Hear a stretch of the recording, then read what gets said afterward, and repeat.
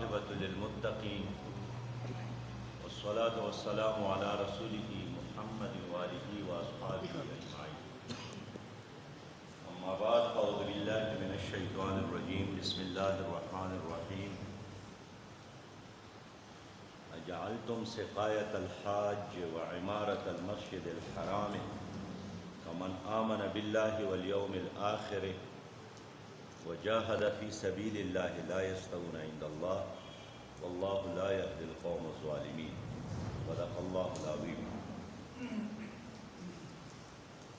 قائدین جماعت اسلامی، کارکنان جماعت اسلامی، میرے بہت ہی محترم اور پیارے بھائیوں، میں جماعت اسلامی لاہور کو مبارکباد دیتا ہوں کہ انہوں نے اپنے کارکنان کو شہر کے ماحول سے نکال کر سوات کے اس دور دراز علاقے میں لا کر ان کی تربیت کا انتظام کیا ہے۔ رات مجھے معلوم ہوا کہ اس طرح ان گھرانوں کے لوگوں کو ہم نے لایا ہے جن کا تعلق اسلامی تحریک اور جماعت اسلامی کے ساتھ ہے، اور یہ بہت مبارک کاوش ہے، اور آپ لوگوں کے ساتھ ذمہ داران جماعت کی محبت ہے کہ آپ لوگوں کو اٹھا کر یہاں تک پہنچایا ہے تاکہ یہاں سے آگے بڑھ کر ہم اور آپ سب جنت کا مستحق بنیں۔ میں نے قرآن کریم کی جو آیات تلاوت کی ہے، اس کا ایک پس منظر ہے، اور وہ یہ ہے کہ نبی رحمت صلی اللہ علیہ وسلم نے جب مکہ مکرمہ میں لوگوں کو دین کی طرف بلایا تو مکہ کے لوگ جو مشرک تھے، انہوں نے ان کے ساتھ اور ان کے ساتھیوں کے ساتھ بحث مباحثے شروع کیے کہ آپ کیسے نیک تو ہم ہیں کہ ہم نے کعبے کی تعمیر میں حصہ لیا، اور جو لوگ عمرے کے لیے آتے ہیں دور دراز سے یہاں مسافر بن کر حرم میں ٹہرتے ہیں تو ہم ان کو پانی پلاتے ہیں اور ہم ان کو کھانے کھلاتے ہیں، اور واقعی کعبے کے تعمیر میں مشرکین مکہ حصہ لیتے تھے اور ان کے مہمانوں کی مہمان نوازی بھی کرتے تھے۔ یہ اللہ کا گھر ہے تو اس کے بارے میں ان کا اتنا یقین تھا کہ حضور علیہ الصلوۃ والسلام کے دنیا میں آنے سے قبل بھی ان کا اتنا ہی وہ احترام کرتے تھے۔ یہ ابرہہ جس کے بارے میں آپ سب کو معلوم ہے، قرآن کریم کی صورت ان کے بارے میں نازل ہوئی ہے، الم تر کیف فعل ربک باصحاب الفیل۔ آپ نے نہیں دیکھا کہ اللہ تعالیٰ نے ہاتھیوں والوں کے ساتھ کیا کیا؟ تو یہ ہاتھیوں والا کون تھا؟ یہ ایک بادشاہ تھا ابرہہ، اور کعبے کو مٹانے کے لیے آئے تھے، تو انہوں نے مکہ سے باہر پڑاؤ ڈالا تھا۔ نبی رحمت صلی اللہ علیہ وسلم کے خاندان کا جو شیخ تھا، عبد المطلب اس کا نام تھا، وہ ان سے ملنے گئے، انہوں نے اس کا استقبال کیا ابرہہ نے، اور جب اس کو بٹھایا تو ان سے پوچھا کہ آپ کیا مطالبہ کرنے آئے ہیں؟ تو عبد المطلب نے کہا کہ آپ کی فوج نے میرے اونٹ پکڑے ہیں تو میرے اونٹ مجھے واپس کر لے۔ تو ابرہہ نے کہا کہ آپ تو بڑے بیوقوف آدمی لگتے ہیں، میرا تو خیال تھا کہ آپ بڑی ہوشیار آدمی ہیں، اور میں آپ لوگوں کا یہ جو کعبہ ہے اس مقدس گھر کو مٹانے کے لیے آیا ہوں، اور آپ مجھ سے یہ مطالبہ نہیں کرتے ہیں کہ بھئی ہماری اس گھر کو نہ مٹا دے، اس کو چھوڑ دے، اور آپ اونٹوں کی بات کرتے ہیں۔ عبد المطلب نے کہا کہ ہاں میں اس لیے اونٹوں کی بات کرتا ہوں کہ اونٹ میرے ہیں، اور جس گھر کو مٹانے کے لیے آپ آئے ہیں وہ اللہ کا ہے۔ تو آپ جانے اور اللہ جانے، میرے اونٹ واپس کر لے۔ اور وہاں سے اٹھ کر واپس آ گئے مکہ مکرمہ، لوگوں کو اکٹھا کیا اور آرڈر دیا کہ شہر کو چھوڑ دے، پہاڑوں پر چڑھے، اس لیے کہ ابراہ نے حملہ کرنا ہے۔ اور جا کر طواف کیا، غلاف کعبہ پکڑ کر اللہ تعالیٰ سے دعا مانگی کہ میرے رب، میں تو ابراہ کا مقابلہ نہیں کر سکتا ہوں، یہ آپ کے گھر کے مٹانے کے لیے آئے ہیں، تو آپ اپنے گھر کو خود ہی بچا لیں، اور میں تو اوپر جا رہا ہوں۔ اور جا کر پہاڑ پر بیٹھ گئے کہ اب کیا ہو رہا ہے۔ اور جیسے ہی ابراہ نے اپنی فوج کو حرکت دی تو اللہ تعالیٰ نے پرندے بھیجے، ان پرندوں کے چونچوں میں اور ان کے ساتھ چھوٹے چھوٹے پتھر کنکریاں ہوتی تھی، وہ ان پر انہوں نے برسائیں اور پوری فوج ہلاک ہو گئی۔ قرآن کریم میں یہ صورت نازل ہوئی کہ الم تر کیف فعل ربک باصحاب الفیل۔ میں نے یہ بات اس لیے کی کہ نبی مہربان صلی اللہ علیہ وسلم کی تشریف آوری سے قبل بھی مکہ کے لوگوں کا یہ 100% یقین تھا، یہ اللہ کا گھر ہے، جو ان کی توہین کرے گا وہ تباہ ہوگا۔ یہ اللہ کا گھر ہے، ان کی تعمیر میں انہوں نے حرام پیسہ بھی نہیں لگایا۔ اس لیے کعبے کو جن لوگوں نے دیکھا ہے، اللہ تعالیٰ ان کو بھی موقع دی جنہوں نے دیدار نہیں کیا ہے۔ وہاں ایک جگہ رہ گئی ہے جس کو حتیم کہتے ہیں، تو یہ لوگوں نے باقی کعبے کو تعمیر کیا اور اس کے لیے پیسے ختم ہو گئے، تو مشرکین نے کہا کہ حرام اور ناجائز پیسہ کعبے کی تعمیر میں استعمال نہیں کرنا ہے۔ تو یہ لوگ تھے جنہوں نے حضور صلی اللہ علیہ وسلم اور ان کے صحابہ کرام کے ساتھ یہ مناظرے شروع کی کہ کعبے کے تعمیر میں ہم حصہ لیتے ہیں اور مہمانوں کو ہم پانی پلاتے ہیں، عمرے کے لیے آنے والوں کو ہم کھانے کھلاتے ہیں، تو نیک تو ہم ہیں۔ اس کے جواب میں یہ آیت نازل ہوئی جو میں نے تلاوت کی کہ اجعلتم سقایۃ الحاج وعمارۃ المسجد الحرام کمن آمن باللہ والیوم الآخر، کیا آپ لوگوں نے حاجیوں کو پانی پلانا اور کعبے کے تعمیر کو اس آدمی کے کام کے برابر سمجھا ہے جنہوں نے اللہ پر ایمان لایا ہے اور جو آخرت پر یقین رکھتے ہیں اور جو جدوجہد کرتے ہیں، جو اللہ کے راستے میں جہاد کرتے ہیں؟ لا یستوون عند اللہ، یہ دونوں آدمی برابر نہیں ہیں۔ واللہ لا یہدی القوم الظالمین، اور اللہ تعالیٰ لوگوں کو، ظالموں کو راستہ نہیں دیتا ہے۔ یہ سوال آج بھی ہے کہ جب آپ لوگ اپنی گلیوں اور محلوں میں لوگوں سے بات کرتے ہیں کہ آؤ اس پاکستان میں اسلامی نظام نافذ کرو، تو آگے سے وہ یہی جواب دیتا ہے کہ یہ محلہ میں جو مسجد ہے تو ہم نے بنائی ہے، ہم تو ہر جمعے کو چندہ بھی دیتے ہیں، اور میں نے ابھی عمرہ کیا ہے، اور میں نے ابھی مسجد نبوی میں دسترخوان بچھائی ہے رمضان کے مہینے میں، تو اس سے بڑھ کر اور اسلامی نظام کیا ہے؟ تو سورہ توبہ میں یہ آیت اصل میں اس طرح سوال کا جواب ہے کہ یہ اصل کام نہیں ہے۔ اصل کام وہ ہے کہ اللہ کی دین کو غالب کرو۔ الذین آمنوا وہاجروا وجاہدوا، جنہوں نے ایمان لایا، ہجرت کی، جہاد کی فی سبیل اللہ، اللہ کے راستے میں، ان کا درجہ اللہ کے ہاں بہت بڑا ہے۔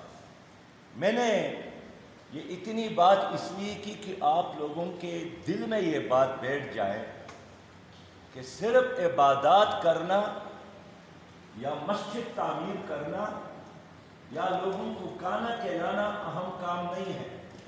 اصل کام وہ ہے جس کے لیے آدم صفی اللہ بھی آئے تھے، ابراہیم خلیل اللہ بھی آئے تھے، موسیٰ کلیم اللہ بھی آئے تھے، عیسیٰ روح اللہ بھی آئے تھے، محمد الرسول اللہ صلی اللہ علیہ وسلم بھی آئے تھے۔ وہ کس مقصد کے لیے آئے تھے؟ کہ دین غالب کرو، ان اقیموا الدین، دین غالب کرو، دین کو غالب کرو۔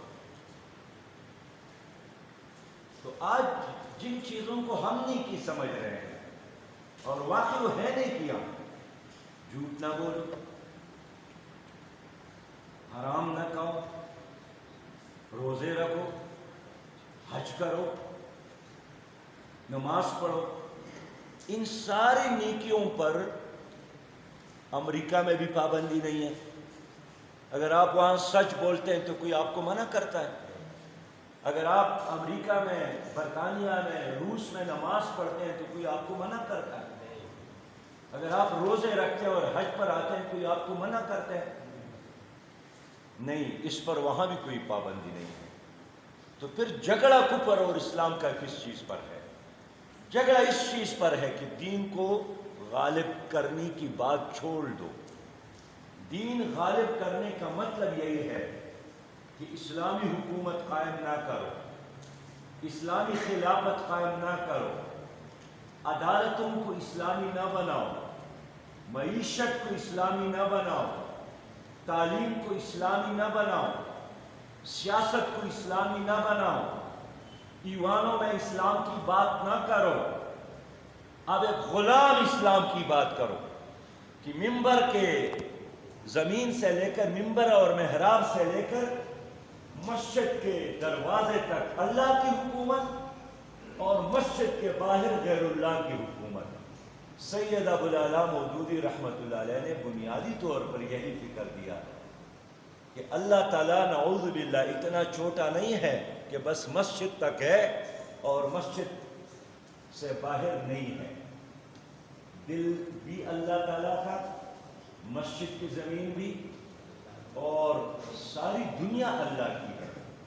تو جماعت اسلامی ایک اسلامی تحریک ہے، یہ نبی مہربان صلی اللہ علیہ وسلم کی اس تحریک کی وارث جماعت ہے جو انہوں نے مکہ مکرمہ میں شروع کی اور وہاں سے جا کر مدینہ منورہ میں ایک اسلامی حکومت قائم کی، پھر اسلامی عدالت قائم کی، پھر ایک نظام بنایا، اور جب دنیا سے رحلت کر گئے تو 13 لاکھ مربع میل پر لا الہ الا اللہ محمد الرسول اللہ کی حکومت تھی۔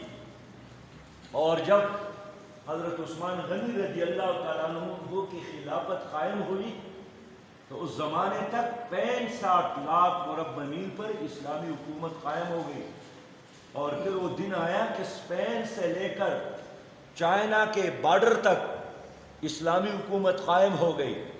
ان 3 بر اعظموں پر اسلامی حکومت قائم ہو گئی۔ ظاہر ہے اسلامی حکومت قائم ہو گئی تو تعلیم کا نظام تھا نا، معیشت کا نظام تو تھا نا، عدالت کا نظام تو تھا نا۔ تو یہ کیسا نظام تھا؟ یہ کوئی بھیڑ بکریوں کے ریوڑ تو نہیں تھی، اتنے کروڑوں اور اربوں عوام جو ایک اسلامی سلطنت پہ زندگی گزارتے تھے۔ امن بھی تھا، یہاں تک کہ خلیفہ وقت فرماتے تھے کہ اگر فرات کے دریا کے کنارے کوئی کتا بھی بھوک سے مر جائے اس کے بارے میں مجھ سے پوچھے گا۔ ایران کے ایک جنگل میں ایک دیہاتی بھیڑ بکریوں کو چراتے تھے، اور جس رات اس جنگل کے بھیڑیا نے ان کے بکری پر حملہ کیا، اس چرواہے نے کہا کہ یہ لگتا ہے کہ آج امیر المومنین وفات پا گئے، اس لیے کہ بھیڑیاں تو پہلے بھی یہاں رہتے تھے اور میرے بھیڑ بکریاں بھی تھی، لیکن کبھی اس نے حملہ نہیں کیا۔ لگتا ہے کہ امن کا چادر اٹھ گیا۔ اور 7 دن بعد پتہ چلا کہ واقعی اسی رات عمر بن عبدالعزیز اس دنیا سے رحلت کر گئے۔ ایک اسلامی حکومت قائم ہو گئی۔ ایک عورت اونٹ پر سوار ہے اور ایک آدمی نے ان سے پوچھا کہ آپ کون ہیں، کہاں جا رہے ہیں؟ تو اس عورت نے انتہائی غصے کے حالت میں ان سے پوچھا کہ آپ کون ہیں مجھ سے پوچھنے والے؟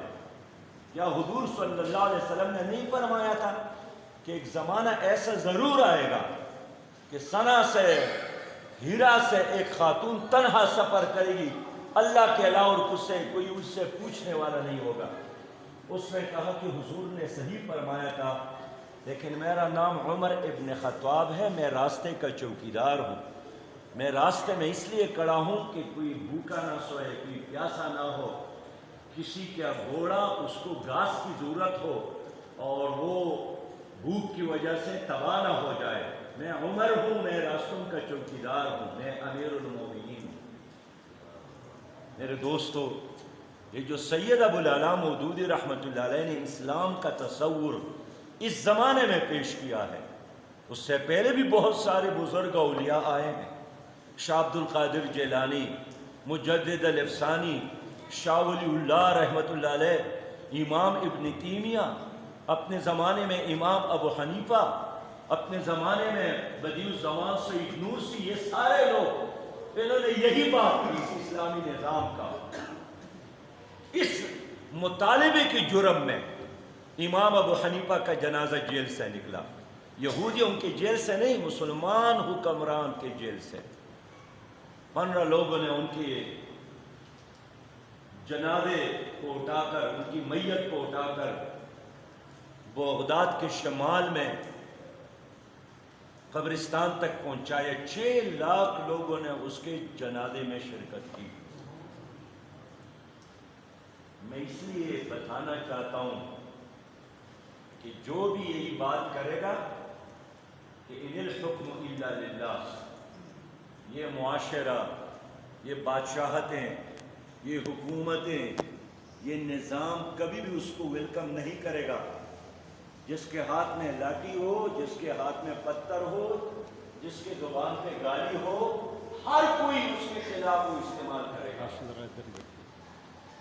تو میرے بہت ہی پیارے بھائیوں، اب اس نظام کا مقابلہ کرنا ہے تو اس کے لیے انقلابی بننا ہے۔ نعرہ تکبیر، اللہ اکبر، نعرہ تکبیر، اللہ اکبر، مصطفیٰ۔ انقلابی کون ہوتا ہے؟ انقلابی وہی ہے جس کو یقین ہو کہ میں حق پر ہوں۔ اس راستے میں جینا بھی سعادت ہے، اس راستے میں مرنا بھی سعادت ہے، اس میں خرچ کرنا بھی سعادت ہے، اس میں اپنی زندگی نچاور کرنا بھی سعادت ہے۔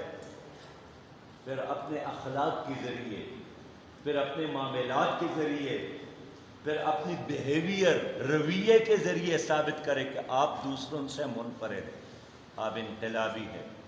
تو یہاں آپ کے قیادت نے آپ کو یہاں پر جمع کیا ہے کہ آپ اس نظام میں ایڈجسٹ ہونے کی بجائے، آپ کالے نمک میں نمک بننے کی بجائے، آپ اس نظام کے خلاف عالم بغاوت بلند کریں، آپ انقلابی بنیں۔ میرے پیارے بھائیوں، میرا یقین ہے آپ لوگ واپس جائیں گے تو اپنی گلیوں اور کوچے میں، اپنے محلے میں، اپنے گھر میں، اپنے دوستوں اور کلاس روم میں آپ اس حق اور اس سچ اور اس تحریک کے شمع کو روشن کریں گے۔ آپ اپنے افرادی قوت میں اضافہ کریں، آپ اپنے دوستوں میں اضافہ کریں، اس لیے کہ ایک جو ہے نا، ایک صرف اللہ ہی اچھا ہے۔ مخلوق خدا جو ہے نا، اللہ کا حکم ہے کہ وَأَعِدُّ لَهُم مَّا اسْتَطَعْتُم مِّن قُوَّةٍ۔ اللہ کو کمزور بندے کی بجائے طاقتور بندہ پسند ہے۔ علامہ اقبال کی شعر کے ساتھ علامہ اقبال نے ایک کہانی بیان کی ہے، ایک شاعر کا جس کا نام معری تھا، معری۔ تو علامہ اقبال کے اپنے الفاظ ہے کہ کہتا ہے کبھی گوشت نہ کھاتا تھا معری، پل پھول پہ کرتا تھا ہمیشہ گزر اوقات۔ ایک دوست نے بنا ہوا تیتر اسے بھیجا، شاید کہ وہ شاطر کسی ترکیب سے ہمات۔ یہ خوان تر و تازہ معری نے جو دیکھا، کہنے لگے وہ صاحب غفران و لزومات۔ اے مرغا کے بیچارہ ذرا یہ تو بتا تو، مرغ بڑا ہوتا ہے اور مرغک ذرا چھوٹا ہوتا ہے۔ تو اس نے جب پلیٹ میں وہ مرغک دیکھا تو شاعر نے ان سے کہا کہ اے مرغک کے بیچارہ ذرا یہ تو بتا تو، تیرا وہ گناہ کیا ہے یہ ہے جس کے مکافات۔ اور پھر کہا افسوس صد افسوس کے شاہی نہ بنا تو، دیکھے نہ تیرے آنکھوں نے فطرت کے اشارات۔ تقدیر کے قاضی کا یہ فتویٰ ہے ازل سے، ہے جرم ضعیفی کی سزا مرگ مفاجات۔ نعرہ تکبیر، نعرہ تکبیر، پاکستان کا مطلب کیا؟ لا الہ الا اللہ۔ تیرا میرا رشتہ کیا؟ لا الہ الا اللہ۔ بھائیو، آپ سوات میں ہیں، سوات میں جماعت اسلامی کے بزرگوں نے بڑے قربانیاں دی ہیں۔ یہاں جماعت اسلامی ضلع سوات کے امیر موجود ہے، حمید الحق صاحب، ذرا اٹھیے گا تاکہ لوگ آپ کو دیکھ سکیں۔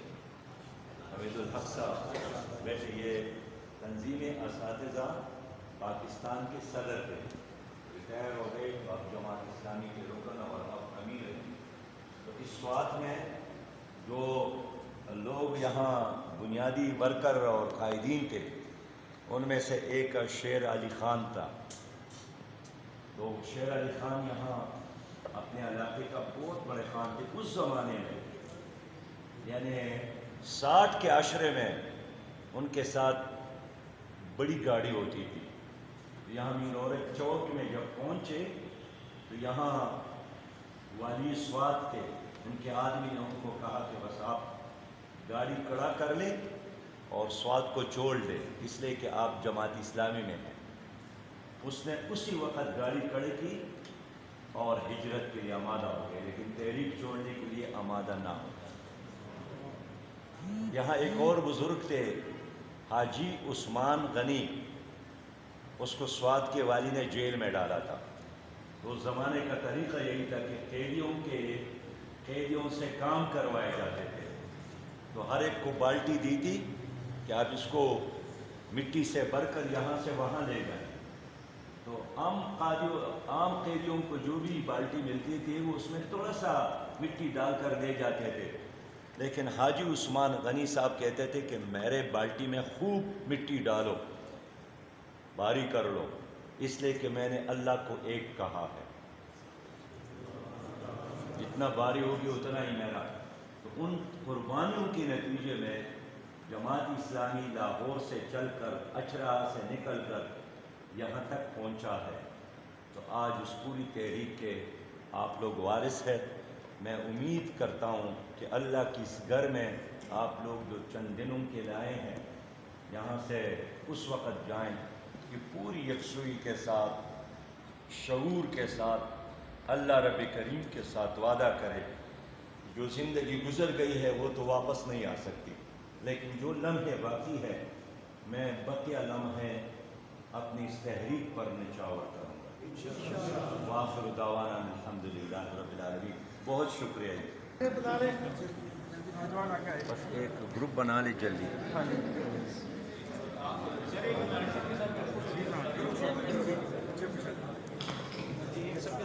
ایک گروپ فوٹو بھی بنا دیں گے، دو گروپ کر لیں۔ امیر صاحب 2 گروپ کر لیا، جلدی ہو جائے۔ آ جائیں جی، آ جائیں۔ ایک گروپ پہلے بنائے، دوسرا گروپ بعد میں۔ تھوڑا پیچھے شکریہ۔ چلیں جی۔